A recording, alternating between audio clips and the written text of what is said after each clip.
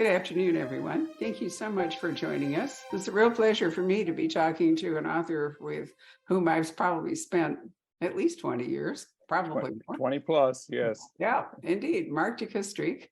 And we have wended our way through two series, one with Burying Barry, the Undertaker / lawman from Greensboro, North Carolina. Do I have that right? It is Gainsborough. Gainsboro. Gainsborough. Gainsboro. Well, there you are.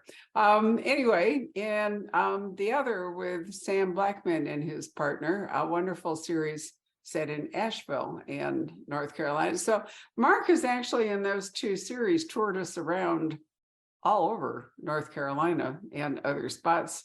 You get to learn about local history, local personalities. It's been wonderful. The Sam Blackman series in particular takes you to some cultural high points like the Biltmore House or, well, Utah, it is your series. Where else do we get to go and visit? Photographers, poets, authors? Go to Thomas Wolfe and F. Scott Fitzgerald's time there, the Grove Park Inn, which you're familiar with, I believe, in Asheville. That's a historic inn that was built back in the 1913s. And usually some events in the past of Asheville, some I've made up, some are actual real events that I just do a present take on maybe the consequences those events in the past are having on my characters in the present. So, well, no, I know we've done astronomy. We have done photography, a woman photographer who was outstanding, which is the poet that we went to visit. Carl Sandburg. Right. Goats, if I remember right. You got it. It's Carl Sandburg. In fact, I went to junior high across the street from his farm, and we didn't know he was a poet. We just called him the goat guy because there were always the goats out in the field you'd walk past on the way to school. Oh, that's so funny. Well, I have spent a lot of time, because I used to live in Virginia, a lot of time in North Carolina, a lot of time in Asheville, which has really boomed for a variety of reasons. North Carolina has become a big hotspot for retirees. And a lot of the old properties, it was all kind of rural, have been gentrified. There are some, even in Bristol and in Virginia, around the lakes now, there are these palaces that never existed before. So it's like a whole new version of the mountains and mountain culture. And Asheville has been one of the fastest growing, is it not, Mark? It is, and it's also now become probably the most expensive housing market in North Carolina. The thing I like about Asheville is that you've got a combination of retirees, locals who've been there for hundreds of years, and what I would call, they're probably not new age anymore, they're probably old age, but new age crystal vortex people, like similar to you have in Sedona, Arizona. Right. In Sedona, we have the whole vortex thing. But yeah, Asheville is also a college town now, so there's also a student mix in Asheville. So lots going on, right? Correct. That's right. That's why I try to get up there as often as I can. I'm based in Charlotte, but Asheville's only a couple hours away. So we try to get there as often as we possibly can. Right. And so the geography and the geology of North Carolina has also been important. The rivers, some of the local industry, certainly the mountains. So anyway, I loved all that. But Mark every once in a while would go rogue on me in between books in these series. He would decide he was going to write a thriller. And he got involved in some DC dirty doings, for example. So I always knew that there was this kind of suppressed thriller writer underneath the procedural guy, because Barry was a police procedural series and Sam and Nikayla were a private eye series. But then, as I say, there'd be these rogue books. So towards the end of our time actually working together at Poison Pen Press, Mark came up with a manuscript, which is now called Secret Lives in front of me, in which he decided to kind of go rogue again. Well, I'm going to ask him to tell you about it. But what I think is interesting, Mark, is there's a whole kind of a thing going on for elder sleuths at the moment.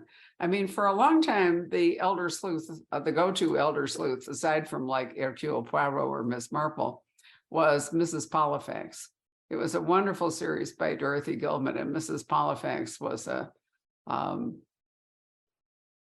spy. I mean, I think she was ex-CIA. I can't remember exactly, but anyway, she got away with a lot because she was, looked like a harmless old lady. Mhm. but in fact, she was anything but. I really loved Mrs. Polifax and Dorothy Gilman, who died some years back. And it's kind of hard to find the books right now, although I think it's probably possible digitally, if nothing else. But all of a sudden, there's been this kind of renaissance, as the British would say. Deanna Rayburn wrote a really powerful Elder Sleuth book, the name of which I can't recall at the moment. Last August, it was a big bestseller. Was it Killers of a Certain Age? Yes, thank you. That was exactly it. Of a certain age. My certain age means I can't remember a lot of things. I could remember the book, but not the title. And I have over on my shelf, when I get to it, Spencer Quinn has written a book about Mrs. Plansky, which is going to be a big hit this summer. And there'll be more. And there's a lot of advantages to having a savvy elder sleuth, part of which is that older women in particular are kind of invisible. So they can get up to stuff without people really noticing them much or worrying about them much or whatever. So Underestimating them. Yeah, we have an elder sleuth here. So Secret Lives is that book. It came out actually a few months ago, but Mark and I didn't have a chance to talk. But since it came out in January, we discovered that it has been nominated for the 2023 Sue Grafton Memorial Award, which is part of the Edgars presentation now. There's the Edgars themselves, the Mystery Writers of America, the Edgar Allan Poe Award. There's the Mary Higgins Clark Award, which Simon & Schuster, her longtime publisher, sponsors. There's the Sue Grafton Award, which Putnam, her longtime publisher, sponsors. And then there's a new one. I'm trying to think of the fourth one. Do you remember what the fourth one is? No, I don't. It'll come to me in a minute. It might be for historical fiction. I can't recall exactly. But anyway, it's a whole tier, and it's decided at the end of April. There's a banquet in New York, the MWA, Mystery Writers of America Awards, and it's a really big deal. I myself have been fortunate enough to win 2 awards. I've been nominated for an Edgar, and actually this year I'm nominated for an Edgar again, which I think is hilarious. Oh, excellent. Marianne Evans, our fellow author, from Poison Pen Press, put together for Bloomsbury. She and another woman put together a book about Agatha Christie, and I contributed and edited a chapter. So it's a group thing. It's not. But earlier, I was nominated for an Edgar in 1996, and I've also run the Raven Award for contributions to Mysterydom and the Ellery Queen Award for editorial work. So there. And now I have Mark, which I love. Several of our books, in fact, were nominated for Edgars. Do you remember Charles Benoit's first book? Yes, I do. That was the first time I remember a Poison Pen Press author nominated. I think Charles was the first one, if I'm remembering correctly. And then I think we actually won 2 or 3 reference book awards too. Right. So we published a number. There's no money to be made as a rule in reference books. So we take a small press that wasn't profit oriented to actually want to publish reference books. Colleen Barnett did one.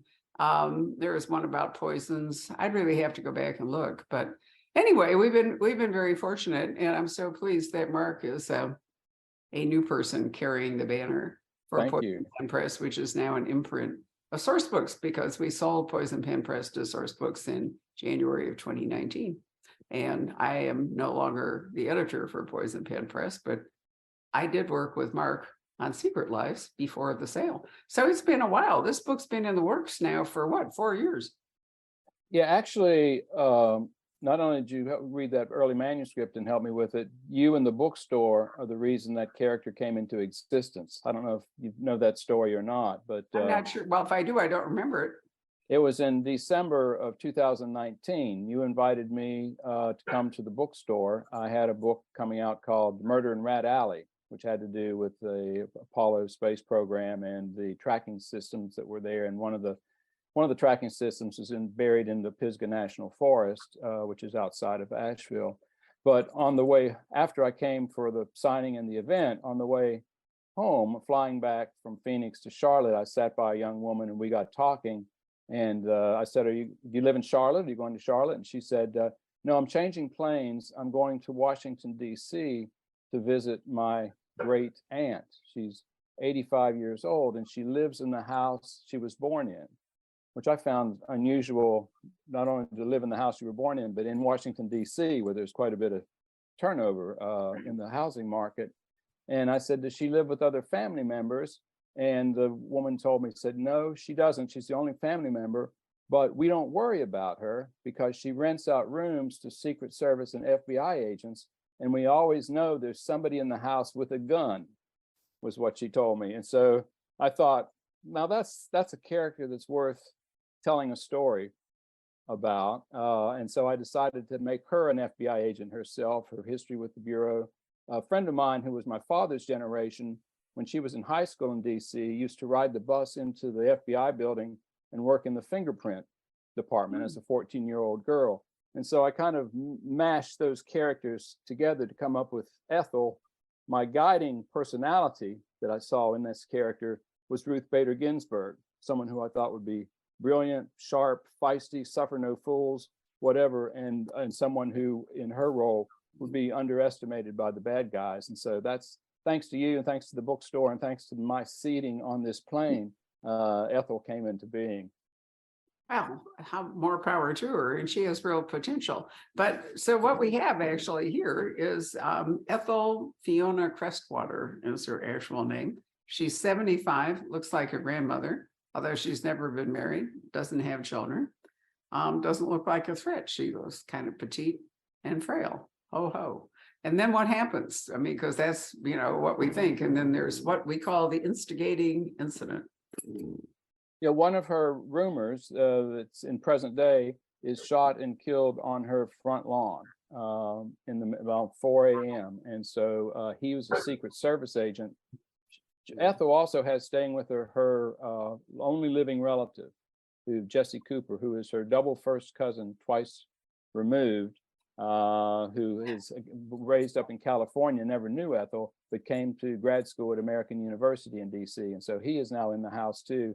And he watches Ethel take charge of this murder scene in a way that totally shocks him, that she would be this savvy, this brilliant in what she undergoes as she investigates the scene.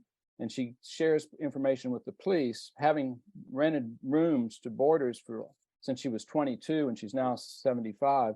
She knows everybody in the FBI hierarchy, has their numbers on speed dial, and can play them off one another, the FBI off of the Secret Service. And so she was just a lot of fun to write. And I discovered things about her in the case as the case progresses. It gets involved with cryptocurrency, which was a fairly new topic at the time when I wrote the book. Now we've seen crashes and other things with cryptocurrency. Now you can write an entirely different book about cryptocurrency, right? That's right. So that was part of the element of the plot with trying to solve why this guy was killed, why there was counterfeit money in his room, and why is there millions of dollars that go unaccounted for that are lost somewhere in the Bitcoin world. So, oh Lord, you know, you anticipated Sam and his cohorts by quite a lot. You know, that's a problem, isn't it, Mark? When you're writing crime fiction, you think you're on the cutting edge of something. And then by the time the book comes out, in your case, a particularly long time, you know, that cutting edge technology has moved on. Yeah, it is a risk. I'll jump ahead real quick. There's a sequel to the book coming out in September. And in that plot, I had this brilliant idea that there would be a leak in the Supreme Court.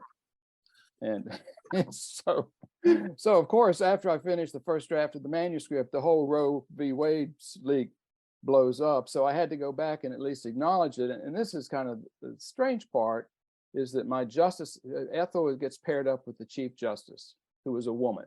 So that's one fictional element I hope becomes a fact fairly soon in our country. And there was a case that was being leaked out. And even though I've got a fictional Chief Justice and fictional 8 associate justices, the fact that the Roe v. Wade leak came out, I had said it was the first time there had been a leak. I couldn't let that stand in the book, so I had to go back and acknowledge that, even though everything else about the story was fictitious. Well, that was a relatively easy fix. And of course, Right. I don't think they're ever really going to discover, well, not anytime soon, who the leak was. And also the motivation, because it actually could have been Alito himself, hoping to put pressure on the uncommitted members of the court. I think that's actually the most popular theory, is that it was leaked in order to force a majority to support Roe v. Wade, which I think it certainly cost the Republicans votes. It might have cost them the election in terms of, because it became a huge rallying point, certainly here in Arizona, which is a very conservative state, that the present governor, I think, owes Roe v. Wade a big debt in terms of her victory. And then, we sit around and we watch Ireland, Mexico, Right. countries that were conservative, majority Catholic, the whole bit. We've taken this big step backwards while these other countries have moved forward. I just find it absolutely astonishing, the retrogression that we are seeing in so many respects. I don't know how people in Florida can stand it, what's happening in education and so forth in Florida. And for those of you watching it from Florida, if I've offended you, I'm sorry, but I mean, come on. Right. It's just, it makes us look like idiots, to be busily going backwards while the rest of the world is moving forward. Right. So, well, anyway, good for you. I mean, I think that's an interesting story, but I'm assuming that you have a clearer motive in the leak and probably eventually identify the leaker. Right. I thought that, just like leaks in Congress can be monetized, it's sort of like if you knew a decision by the Supreme Court was coming down that affected major corporations, you would know whether to buy stock or sell stock in Sure. advance.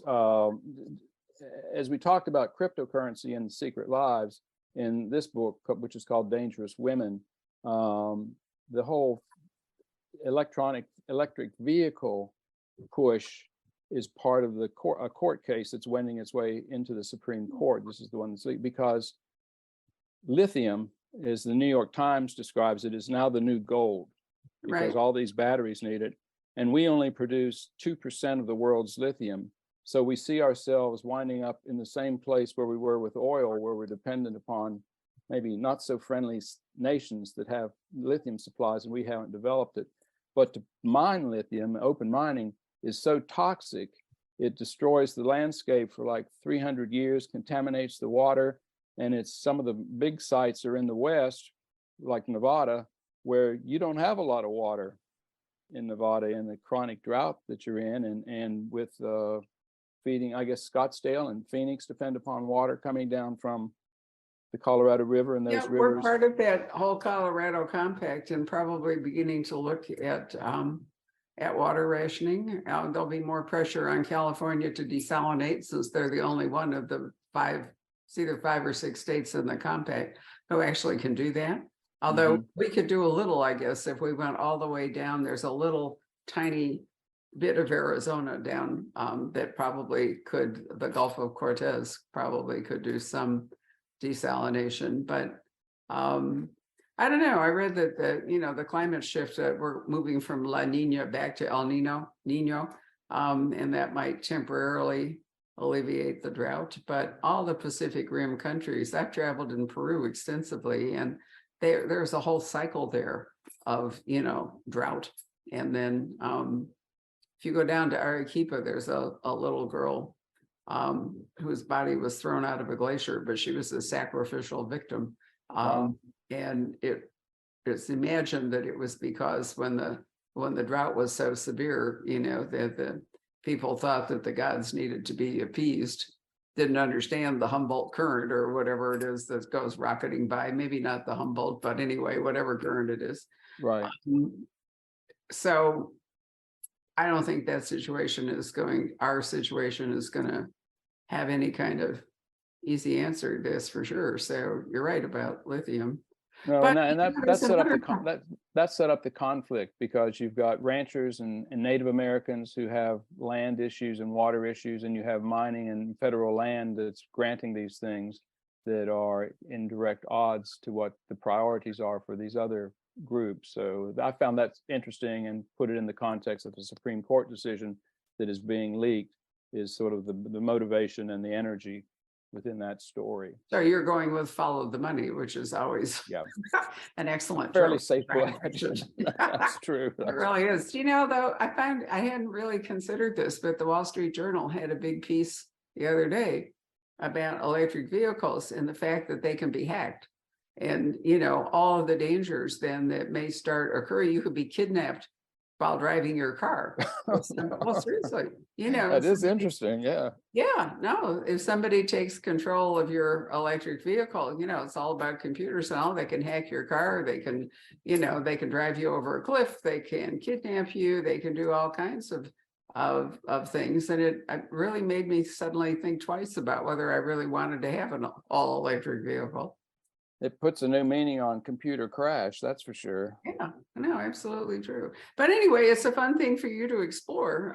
We can't say a whole lot more about Ethel without spoiling Secret Lives. But what's going on with your other people? Are you going to have a chance to write another Sam Blackman, for example? I have a Sam Blackman book coming out in April.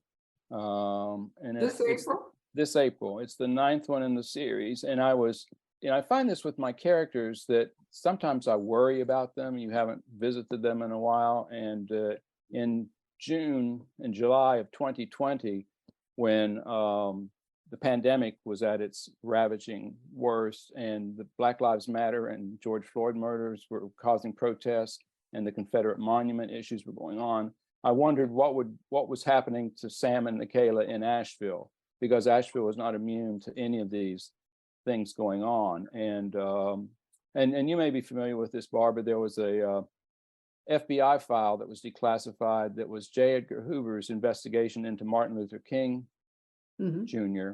And part of that declassified file talked about the 2 times that he came to Asheville and the threats on his life, and the fact that they had confidential informants, but nobody knew exactly who the perpetrators were or potential perpetrators were. So I took that declassified document and used it as the basis for creating who the perpetrators were in my story. Okay. And that they wind up tying into Michaela, Sam's girlfriend, and they're an interracial couple, into what they thought was her father's suicide. And I thought was her father's suicide when I wrote that in one of the earlier books, but then really now know that he was murdered. And when he was murdered, he was reading through this declassified document. So that sort of let me tie in current issues with something that happened back during the days of Martin Luther King and Michaela's father's death. So it's called the Secret of FBI File 100-3-116. Sort of a technical title, but that's the actual name of the file, and that we use to perpetrate the plot line for Sam and Michaela to follow. Well, then I'm sorry, go ahead. I was just going to say, you've always had Sam and Michaela working some mystery in the past that connects to the mystery in the present. Right. I find that fun because it helps me learn something. And I would hope that, as you said earlier in this conversation, that you learn something about Asheville and the history and the culture of the region while you're reading the book. And that comes through best if you're dealing with something from the past that you learn about while you explore it in the present. That's kind of I guess trope may be the word, or well, it's what interests you, Mark. You know, you've always enjoyed the local history. Right. And again, it gives me an excuse to get up there and hit the restaurants and the bars. So that's part of the research, of course. Of course it is, right? No, Asheville is a very vibrant, very interesting. It's a foodie community. It's a sports, kind of center. It's a cultural center too. I mean, there's a lot of interesting stuff, a lot of music, a lot of literature, all kinds of things. Thomas Wolfe, and we've already mentioned him, and Carl Sandburg and all, but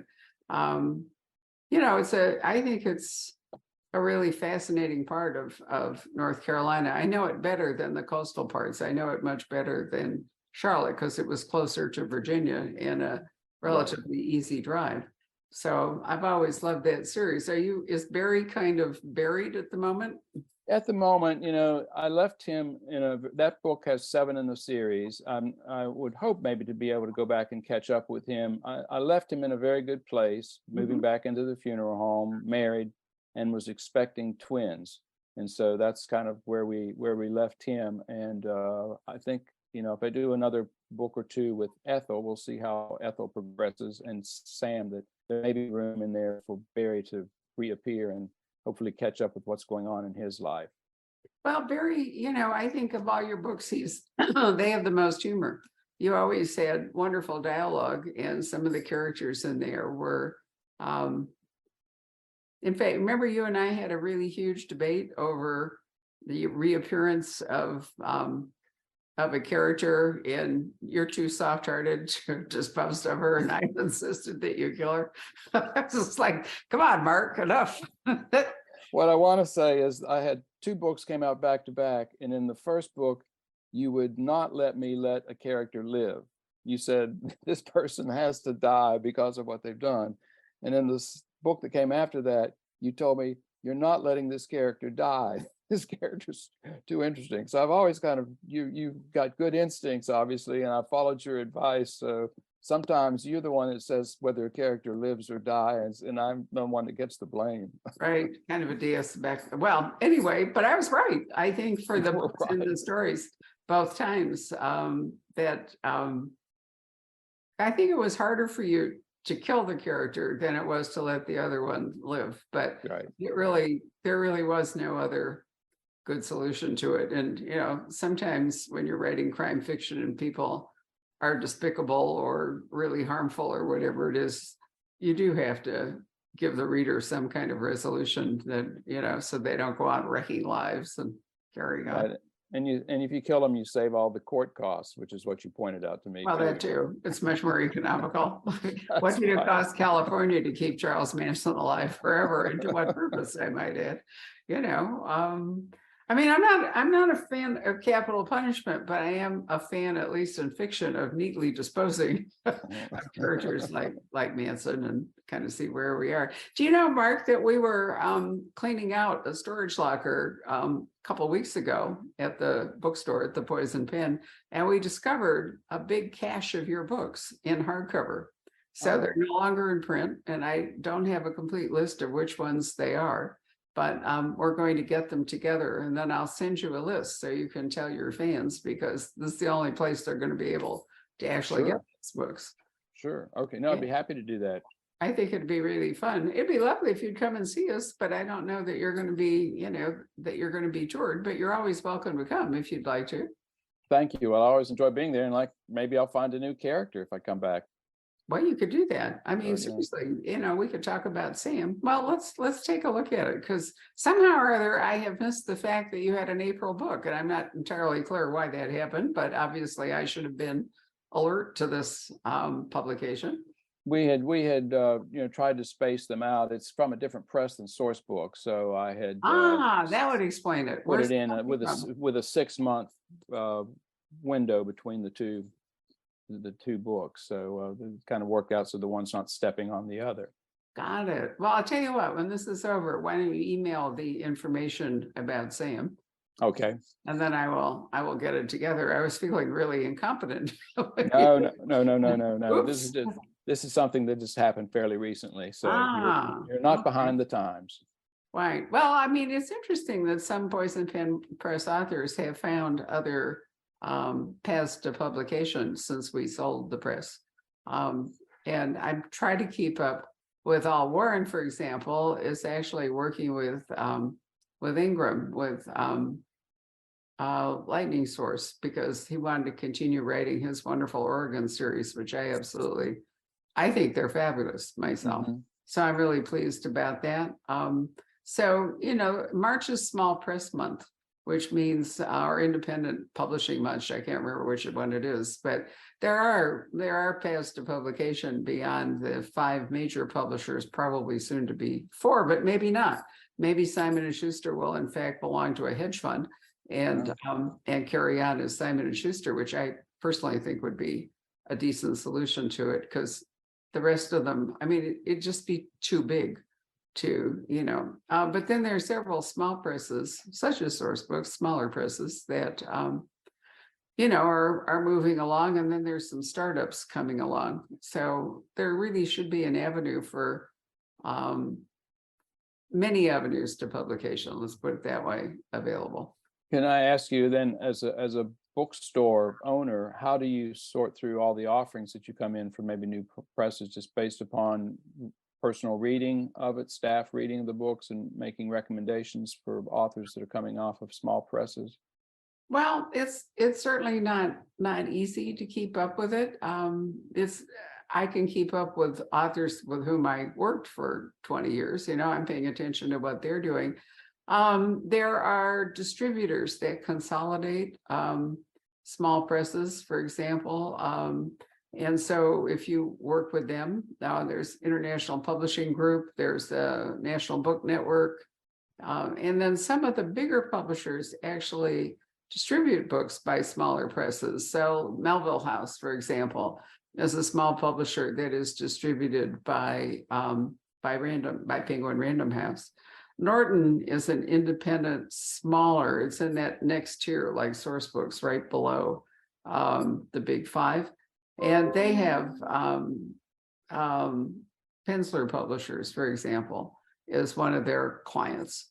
So if you are, as a bookstore, if you source books from various of the distributors, then you get information from them.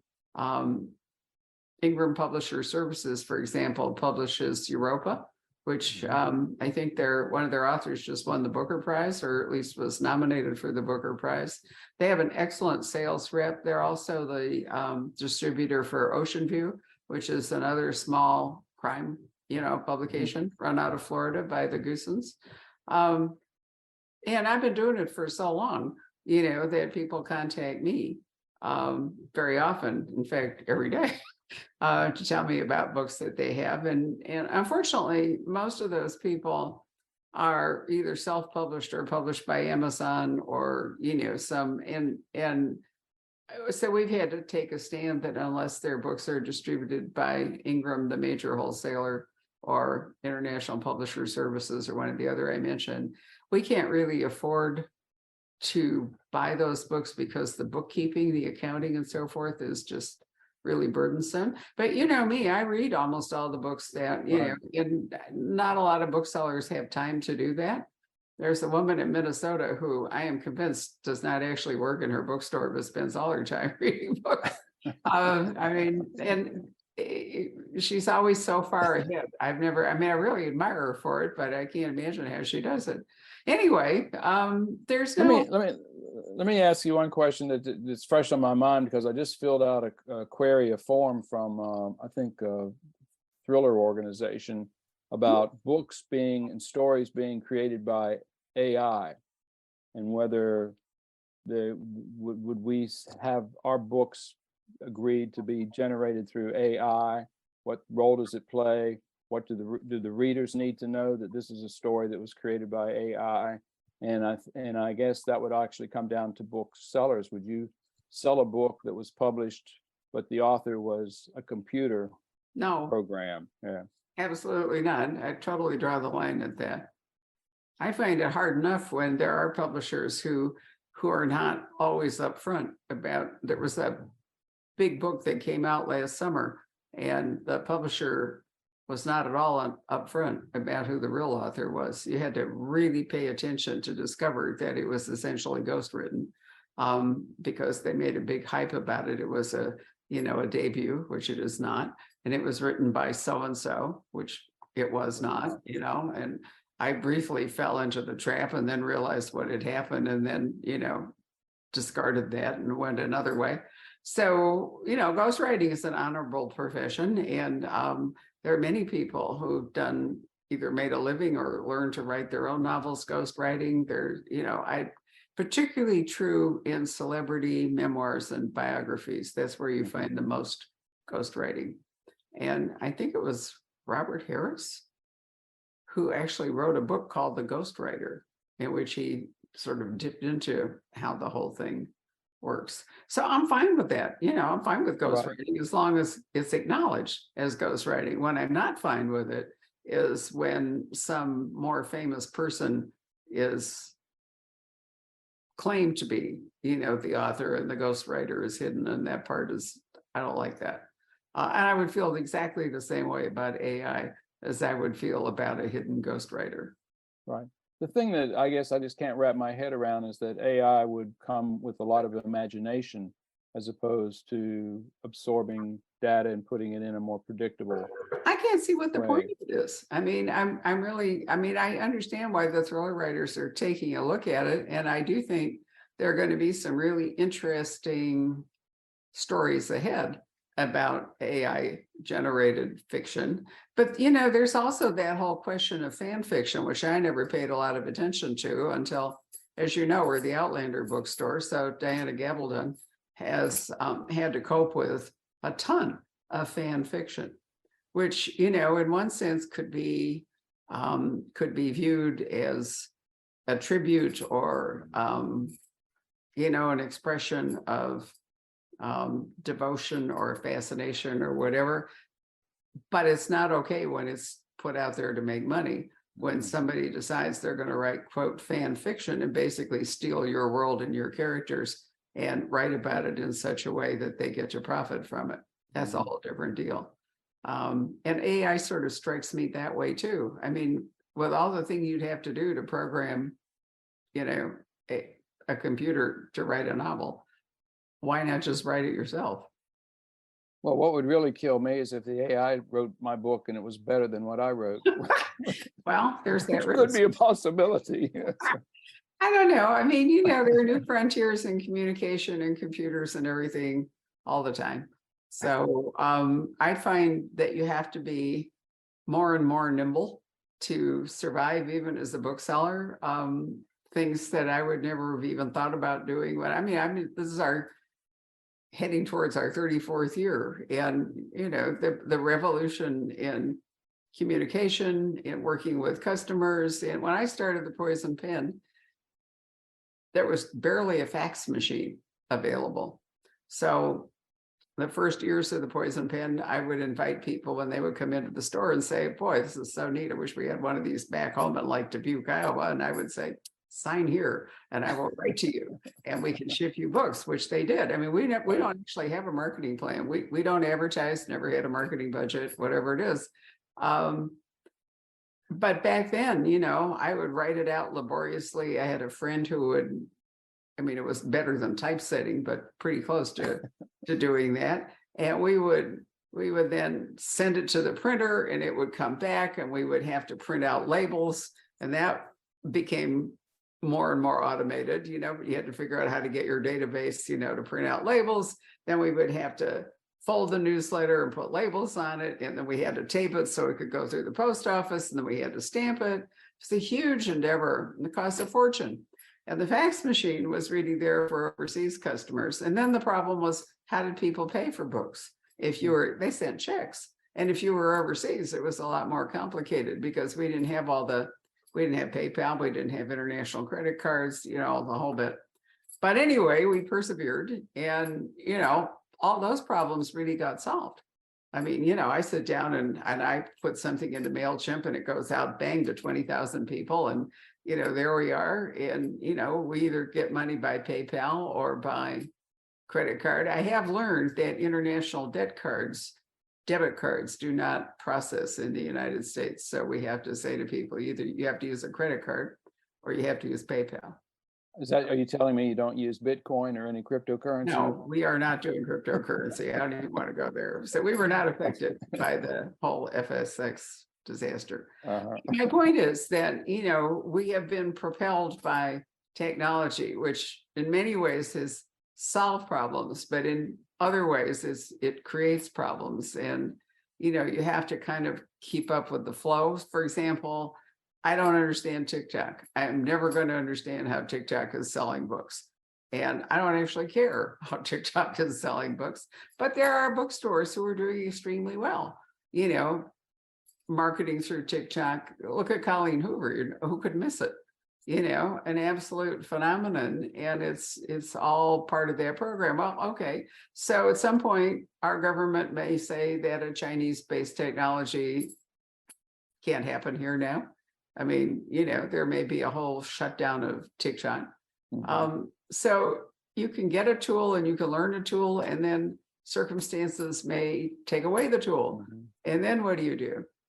There's a new shiny object that gets everybody's attention. Well, I mean, marketing platforms keep changing, the whole bit. So I think it's still very hard to substitute for live community. I mean, Zoom is wonderful and it's been great for us. I think over 70% of our customers don't live in Arizona now, and they're all over the world. So this conversation you and I are having will reach people who were never going to come to Scottsdale. They just probably were never going to do that. And I do a lot of international authors. I launched Michael Robotham from Sydney in his US publication on Tuesday, Wednesday, or Thursday, rather. I did a British author currently living in France. We couldn't do that when everybody visited the store live. But I still think that, an actual sit down with an author is the best way to go. We stream all our events so people get to share in that, but it's hard to erase that personal connection. It's just not the same on TikTok. So that's why I'm kind of baffled by how it's working as well as it does. But, but I'm 82. Right. I'm not 12 or 22 or 32 when all of this is a lot more familiar. Right. And I think Zoom makes a big difference if you've already had in-person contact with the person you're talking to. Like our conversation today is different than if I were just always electronically Zooming with you for conversations. We have this history together, which is important. Yeah, absolutely true. And I'm glad that it allows us to continue to have. And I will say that since we stream all of our events, that streaming from the store in a live event is a lot more interesting television than a Zoom event where you and I are two faces here on a screen, and they tend to get a much bigger audience. We've noticed that the number of people, because it's never fewer than 500, and usually it's more like a couple of thousand. It's gone as high as 60,000, and wow. I don't think it's ever been under 500. But anyway, we can generally tell that there is a larger electronic audience, so to speak, if the event is being streamed from the bookstore than if it is purely a Zoom event. And it really makes it interesting. Sometimes you can forget about that bigger audience because it's in the store, but it feels intimate that way. But on the other hand, Zoom feels intimate in a lot of ways that is not true in a live event. And sometimes I've talked to authors on Zoom and we forget that it's not just the two of us having a talk, that anybody's actually listening to it or watching it. And occasionally I remind authors, maybe we shouldn't go there. Right. Or not get into too many inside stories that the audience is not part of. Yeah, or political statements or whatever. I'm Roe versus Wade really does offend me, even at my age when I'm not going to be pregnant or have children anymore. I find that a real assault. And so I'm willing to stand up on Zoom and say, that I feel that way. But there are any other cultural, political, whatever it is, things that is just better to avoid than it is to spark controversy. But, every once in a while we have to stand up for something. No, pick your battles. Yeah. No, really true. So anyway, I'm really pleased to hear that Sam has got another life and that Ethel will return for at least one more book. That's great. And I really want to have Barry back because they were just so funny. Well, he wants to see you. So if Barry comes back, you'll be the first to know. That would be wonderful. And then knowing you and your fertile mind, you may yet come up with, something besides Ethel down the road. But I do think you have hit at the moment a sort of rising trope, which is the elder sleuth. And I don't know exactly why that's true. Maybe it's just because more people are living longer, but It's It's because I'm older.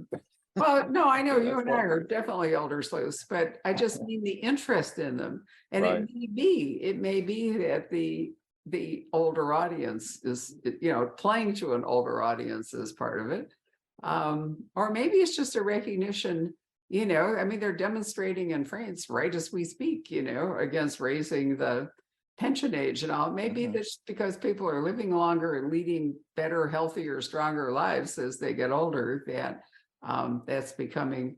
I mean, did anybody ever actually ask how old Poirot was, or did anybody care how old Miss Marple was? I mean, did it even come up? No, other than the fact that they were able to be invisible when they needed to be, in Yeah, a but I sense, mean, Miss especially Miss Marple, Marple. yeah, she was the classic, a spinster of this parish, which is what Right. the, you know, the British would say. And she was the spinster of this parish for, you know, decades, without apparently ever getting any older.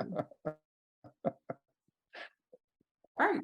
So, you know, anyway, I think you've hit Right. into, or you know, you've struck a little vein there that I think is worth exploring. So, you're also, I think, Mark, you know, better equipped than a lot of authors, to do social media and do promotions. I mean, you have a background in, television. What is your background? Why don't you tell people before? It's in film and video production. I came out of school and my day job has been television broadcasting. I was a director here in Charlotte, then I was a producer director in Washington, D.C. My claim to fame in Washington was directing the pool feed from the White House the night Richard Nixon Oh, resigned. So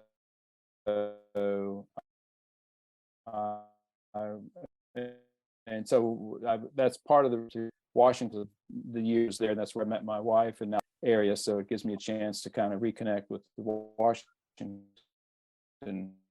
roots. And then I started writing. Well, Poison Pen Press published my first book, and took it in 2002, and it came out 2003. So we are looking at 20 years.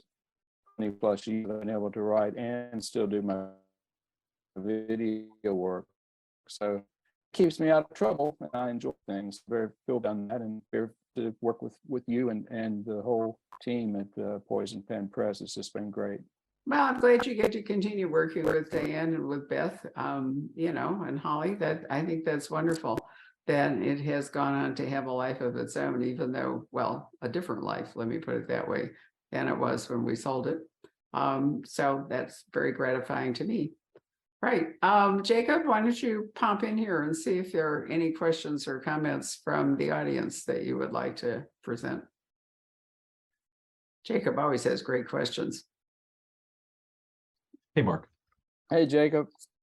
Yeah, Good we to got see you. tons of comments here on Facebook. A lot of people excited for the book, for sure. So Ethel was based on an actual person. Have you ever met someone in your past or heard a story about someone that you've written about in your previous books?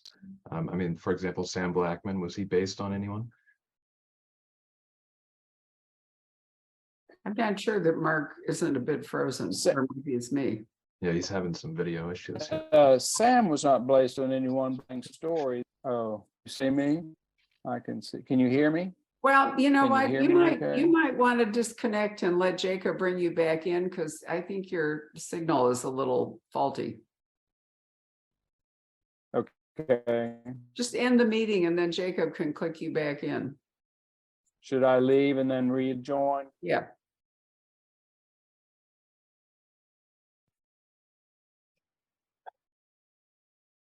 Yeah, I think he needed to do that, Jacob. It was, I was afraid for a minute it was me freezing, but Yeah, then me too. Yeah. yeah, that it was Mark. All right. So he'll be back. How are things going at the store? This is President's Day weekend. You know, I was going to tell you that you might want to go and pick a few books out from behind you and take them down and put them out for sale. Okay. Take the axle rods. Take a bunch of axle rods or something, you know. Okay, are you back? Can you Yep, hear you're me Much now? better, Mark. Okay. Much better. Okay, thank you, Jacob. I was talking about the real character was a gentleman who I talked to when he was in his 90s, who had his father had been a funeral director in Brevard, North Carolina, and the African American funeral director from Asheville came over needing help to move to service a family because all he had were horse and wagons, and they needed to get this body down to the family plot in North Georgia, and that kind of gave me the idea for Sam Blackman's first case. I set it in the present, and there's a VA hospital in Asheville, so I knew if he was a wounded Iraq amputee, that's where he would logically be. And so I took that character Need, who needed to be my detective, and paired him up into a story that was set back in the 1919s when this black funeral director, the white funeral director, and a little 10-year-old boy who happened to be my 90-year-old friend went down through the South, Jim Crow, and what they had to do to get to travel through the Jim Crow South. And I got that story out of my system, and Barbara told me, "You're not finished with that character yet," to stop what I was working on, which was a Barry book, and come back and visit Sam. And so that's part of that confidence she showed in the first Sam book is why the 9th one's coming out next April. So He's a wonderful character, but the other thing that was so great about the Sam Blackman series, which I mentioned, is that it gives Mark, because he's more mobile than Barry, who is in Gainsborough, a chance to plumb all different aspects of North Carolina's cultural and political and geographical features. So it's been a real delight to work on all those books. I've learned so much from doing it. The last one was a really fascinating spy story, and I would never ever have guessed the murder in Rat Alley. It's not Rat Alley that is really the figure in it, but it's just they're a real education to read. So yeah, and it's things I stumbled across that I grew up in that area and have found things like the commune with the king and queen, the ex-slaves that settled the commune and set themselves up as a royal house with the king and queen, and their cabins were, one was in North Carolina, and 30 yards away the queen's cabin was in South Carolina, so they could move White Lightning back and forth between it whenever a raid was coming. They just crossed the state line. So things like that you kind of explore in an area that you wouldn't have known otherwise if you weren't attuned to looking for these kinds of stories.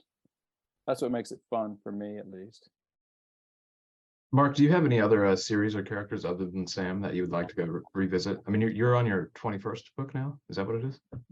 This is it's 21st book, and well, as we talked earlier, Barry Clayton, my funeral director in a small town, is someone who I haven't written about in probably 4 or 5 years that I would probably like to go back and pick up on. Once I came up with Ethel and they wanted a second book, that sort of took the priority. But now that would be satisfied this September, and I'll probably be looking for another option, whether it's back to Barry, or because I know at least I'll have one reader. That'll be Barbara for Barry. that's right. Actually, I can even That's a get in there. start. I can even get there earlier in the process. See what happens. Mark is wonderful at plotting. He has some. I mean, his use of food stamps and one of the berries was just amazing. He introduced me to the Hmong culture, for example. I didn't realize that a serious number of Vietnamese, the Hmong from the Highlands, and settled in North Carolina. So, it really is just a revelation to work on your books. Thank you. Anything else there, Jacob?